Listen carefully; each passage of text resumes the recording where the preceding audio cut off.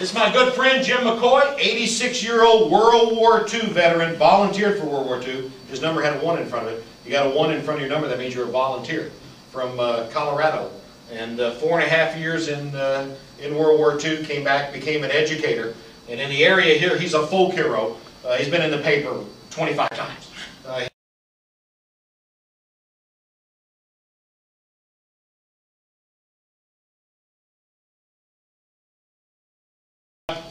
He goes to elementary schools, libraries all around the area, reads to the kids. He's got 6 books published now, and everybody in the area out here, Goodyear, Avondale, all that, know who he is because he appears in the paper all the time.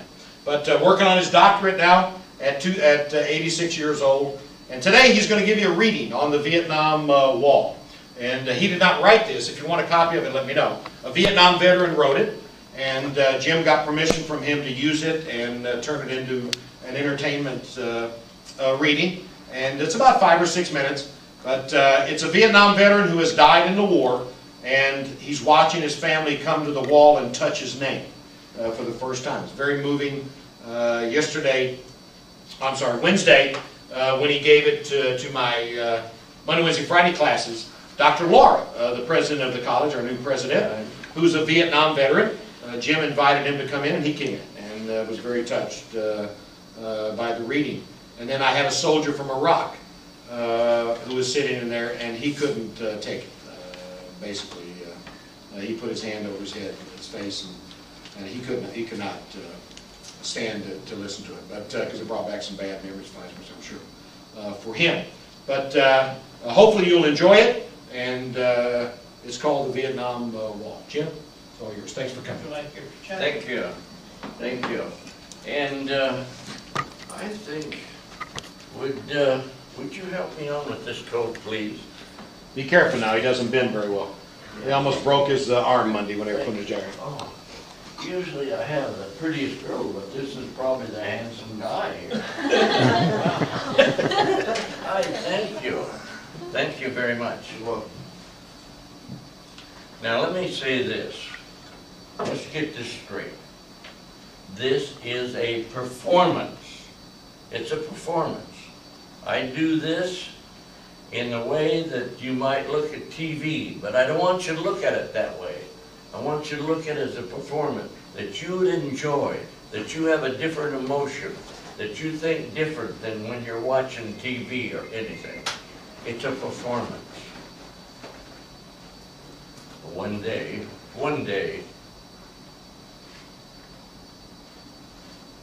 I'm in Vietnam. I've been there two tours. I've been there 6 months on this last tour. And I'm leading a squad of men up a hill and bushes and everything. And all of a sudden, out of the dirt and earth right there, pops a person. He has a gun in his hand. And the gun shoots bullets. And before I could say, oh my God, or help me, Jesus, I'm dead. I'm dead. Bullets kill. I come home in a sack. I come home from Vietnam in a sack. Now I want to tell you this story though. As I was going to Vietnam for the last tour, I live in a little old town. I have a 7-year-old boy. I'm married in a small church. And you know, all cousins come and your moms come and your relatives all come to the church for a wedding. But we're going to Vietnam. This is my 2nd tour. As I start to step on that train in this little small town in Iowa, I stop and I step back, and you know, my wife is there and my 7-year-old son, and I say to my wife, when I get back from Vietnam on the 2nd tour, we're going to have a big wedding. A big wedding. There's going to be 6 bridesmaids right here on this side, all dressed in pink. And on this side, we'll have 6 men dressed in their tux. 6 men dressed in their tux. And we'll have a big wedding. But you know what? I come back in a sack. Now you wonder why I tell you this. Remember, somebody built a black granite wall in Washington, D.C. for the Vietnam veterans. And they put your name on it. My name is on that wall. I am on this side of the wall, and you are on that side. It is my destiny. It's my destiny to be on this side of the wall, as it's yours to be on that side of the wall. And you know, people go by the wall in Washington, D.C. every day. Some stop for a minute, some stop for 2 hours.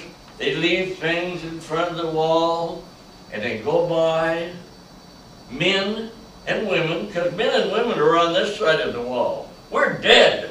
We were killed in Vietnam. I come home in a sack.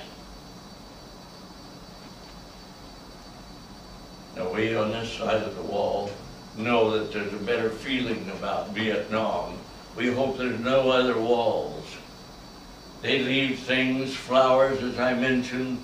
They leave, oh, my medal that I won in Vietnam, in the jungles of Vietnam, the infantry combat mission. And we hope and pray that you'll come to the wall.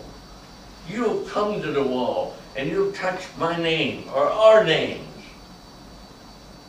And one day,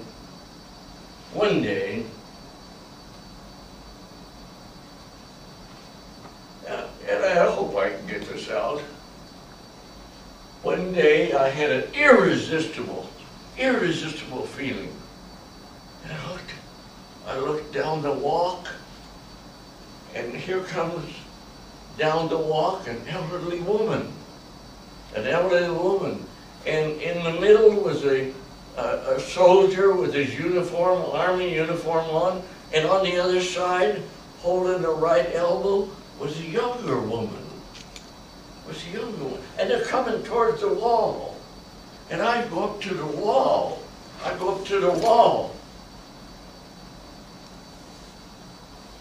Mama, my mother is coming towards the wall.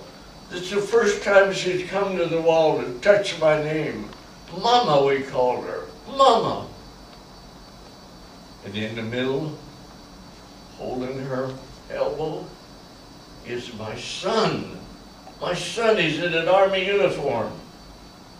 And on the other side, this younger woman. It's my wife. I have to throw it out. It's my wife. Think of the courage it took her to come to the wall. Because you know, when I was in Vietnam, my CO sent her my dog tags in an envelope. That's how she found out I was dead in Vietnam. In an envelope she opened, and there was my dog tags. Now they come towards the wall. Mama, my son,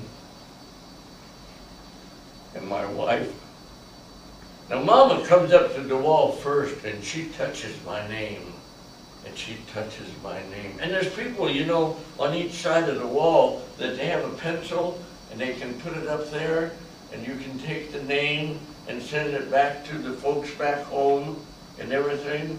Well, Mama touches my name, and I feel her hand in mine. Calluses where she combed my hair for the junior senior prom, where she put those pins in my diapers,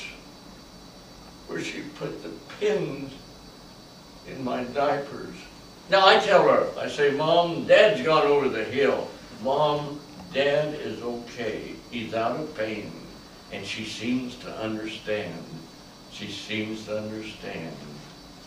And then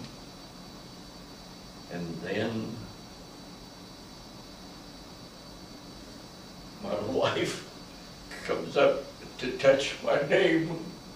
And she touches my name, and I put my hand out, and all the love and compassion, all the things we've gone through together,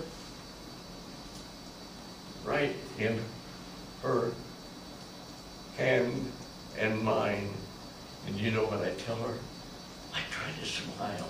I say, I hope you married again. I hope you have children. I hope you have more children. I hope you married again. My wife.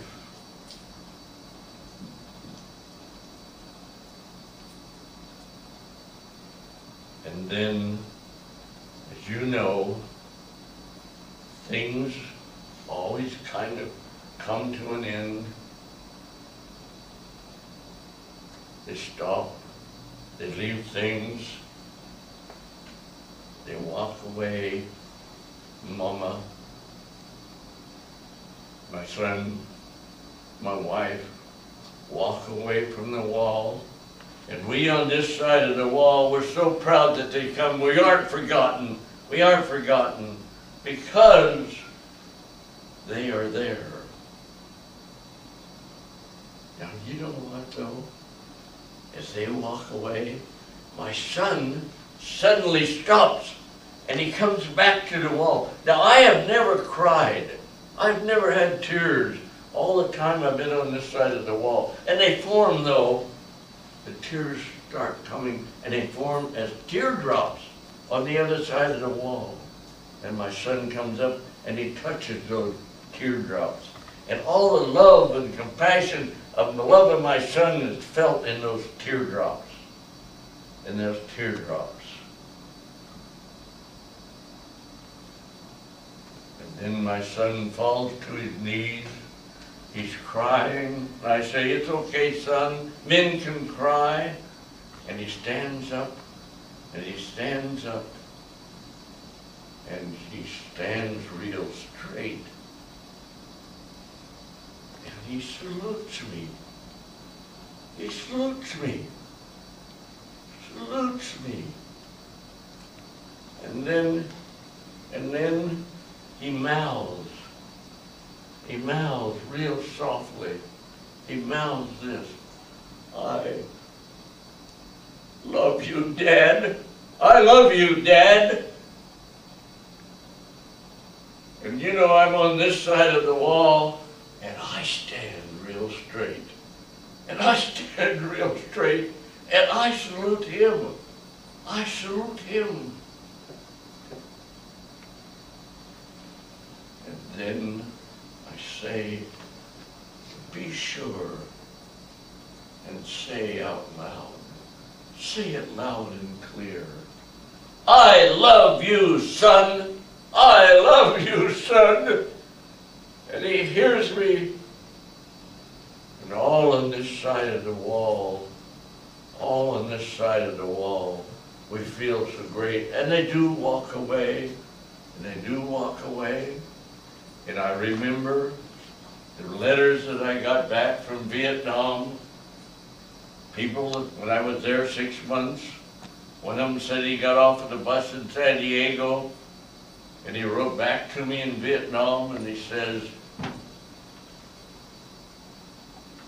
Sergeant, they don't like us here about the Vietnam War. I got off of the bus and they called me baby killer, baby killer. And I got a letter from a man in South Dakota, a little old town, and he said, they spit on me. They spit on me, Sergeant. No parades, no nothing. So you know, on this side of the wall, we aren't forgotten. My mama, my son, and my wife all walk away. And we on this side of the wall, we put our hands up and say, thank you for not forgetting us. Thank you for remembering us. Thank you. Thank you. Now let's have a little change of face. Let's put a smile on your face. A little smile, please. That's it. Why am I wearing this tux today? Why am I wearing this tux today? You know, wow. I'll tell you why. Remember I told you, second tour of duty to Vietnam? I told my wife, I said we're gonna have a big wedding when I get back from Vietnam. Well, I come back in a sack, but we're still gonna have this big wedding. 6 bridesmaids dressed in pink. On this side, 6 men dressed in their tux. And you know, in this small Iowa town, we are having this big wedding. We're having it today. That's why I'm dressed in my tux. I'm here on the side of the wall, and they're in Iowa town, and we're having this big wedding. Now, will you do something for me? Let's bow our heads and have applause for the men who got killed in Iraq, the wounded who are in Iraq, and all of the military forces all over the world. So please,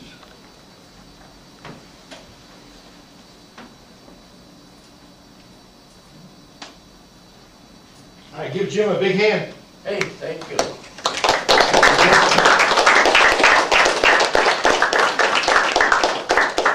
That's good stuff. That gets to you. Gentlemen, thank you for your service to your country. And if you want to get